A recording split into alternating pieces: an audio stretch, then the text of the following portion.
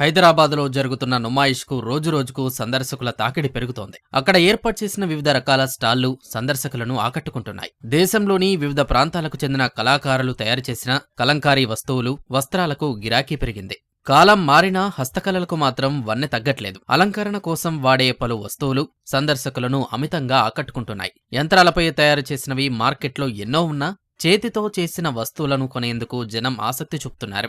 వివిధ రకాల లోహాలను అందమైన కళారూపాలుగా మలిచి రంగులద్ది ఆకట్టుకునేలా తయారు చేశారు. డెకరేటివ్ వాటర్ ఫౌంటైన్స్, ఇత్తడి వస్తువులు, ఇంటీరియర్ వస్తువులు, రాజస్థానీ ఆర్ట్తో చేసిన కళారూపాలు మంత్రముగ్ధులను చేస్తున్నాయి.